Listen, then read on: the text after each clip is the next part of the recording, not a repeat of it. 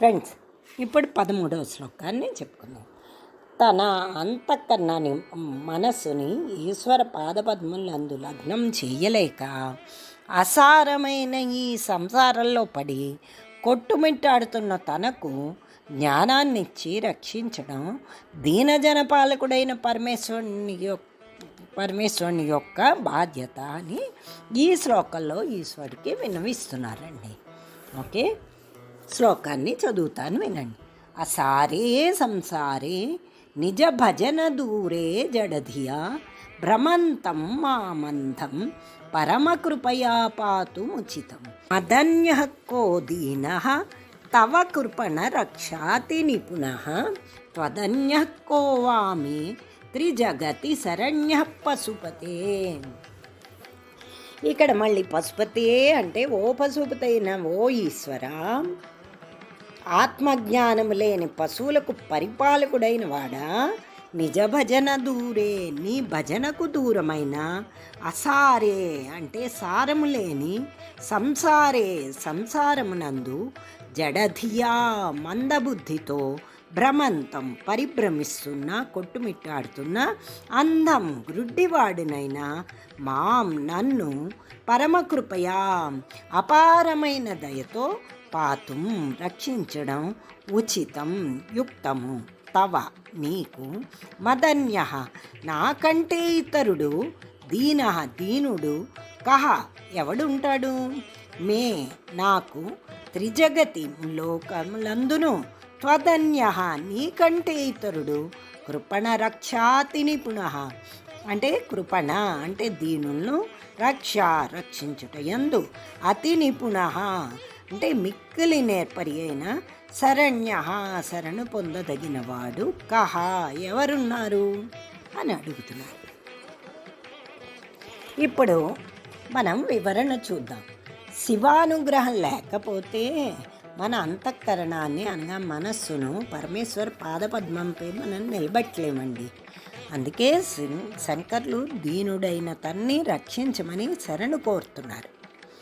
ఈ శరణు కోరుతూ ఈ శ్లోకంలో ప్రార్థిస్తున్నారు అన్నమాట. ఇలా వివరించుకున్నారు. ఓ పశుపతి, పరమేశ్వర, నాకు తెలుసు, అయినా గోతిలో పడిపోతున్నాను. సంసారంలో ఏ సారం లేదు, సంసారాన్ని భజనకు బహు దూరంలో ఉందని తెలిసి కూడా జడబుద్ధి కలవాడిని, దిక్కు తెలియకుండా తిరుగుతున్నాను. పైగా దారి తెలుసుకుందామంటే అజ్ఞానం అనే కంటి రోగం వల్ల గుడ్డితనం ఆవరించింది.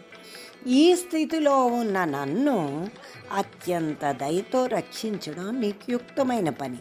ఎందుకంటే నీవు దీనరక్షకుడివి. ఈ సృష్టిలో నాకంటే దీనుడు నీకు మరెవ్వరూ దొరకరు సుమా. ఈ 3 లోకాలు వెతికినా సరే దీనులను రక్షించడంలో నీకన్నా నేర్పరి, శరణు కోరదగినవాడు నీకంటా మరొకడు నాకు దొరకడు. సో నేను దీనుణ్ణి, నీవు దీన రక్షకుడివి, కాబట్టి నన్ను రక్షించడం నీ బాధ్యత, నీ ధర్మం అని వివరించుకుంటున్నారు. సో ఆ దీనస్థితి నుండి తమని ఉద్ధరించడానికి తగిన రక్షకుడు ఎవరా అని తపనతో ఆలోచిస్తే దీనజన రక్షణలో గొప్ప నేర్పరి, శరణు కోరదగినవాడు అయిన పరమేశ్వరుడే మనకు గుర్తుకు వస్తాడు.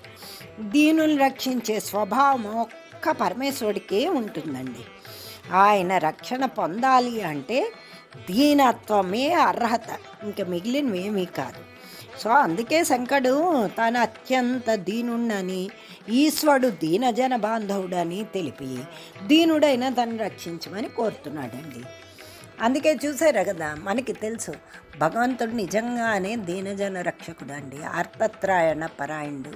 అందుకే చూడండి, గజేంద్ర మోక్షంలో గజేంద్రుడు ఇక నువ్వు తప్ప నాకు ఇంక వేరే దిక్కు లేదు అని, లా ఒక్కింతయ్య లేదు అని ఒక పద్యం చెప్తారండి.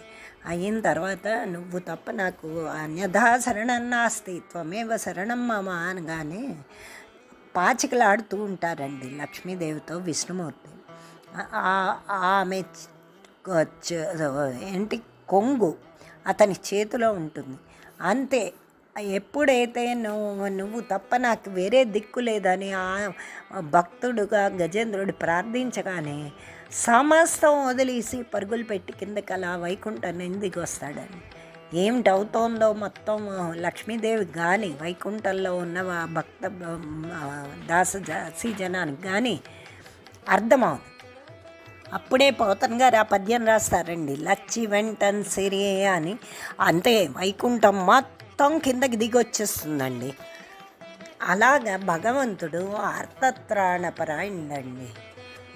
మనం ఆర్తితో మనం భగవంతుడిని ప్రార్థిస్తే అతడు ఏ స్థితిలో ఉన్న ఒక్క క్షణం సెకండ్ కాలం కూడా వేస్ట్ చేయకుండా దిగొస్తాడండి.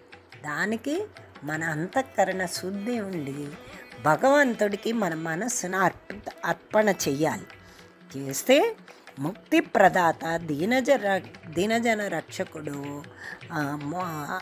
భగవంతుడిని పరమేశ్వరుని మించి ఇంకెవ్వరూ లేరండి. అదే ఈ శ్లోకాల్లో నొక్కి వక్కాణిస్తున్నారు శంకర్లు. ముల్లోకాల్లో తన వంటి దీనుడు లేడని, ఈశ్వరుని వంటి దీనరక్షకుడు లేడు అని, కాబట్టి ఈశ్వరుడు దయతో తన్ను రక్షించాలి అని, అటువంటి ఘనత తన వంటి దీనుని రక్షించడమే పెద్ద ఘనత అని చెప్తున్నారు. చికిత్సకు రోగాన్ని నుండి రోగిని రక్షిస్తే వైద్యుని యొక్క ఘనత వెల్లుడవుతుంది కదండి. ప్రాణాలపై ఆశ వదులుకున్న రోగిని రక్షించడం వైద్యుడి యొక్క ఘనత. అలాగే మిక్కిలి పాపాత్ముడై పతితుడైపోయిన వాడిని తనకి దేవుడు తప్ప మరెవ్వరూ దిక్కులేదని నమ్మి ఆర్తితో దీనతతో దైవాన్ని ఎవడు భక్తితో సేవిస్తాడో అటువంటి వాడిని తప్పకుండా ఆ భక్తి పవిత్రంగా చేస్తుందండి. అది భక్తి యొక్క గొప్పదనం.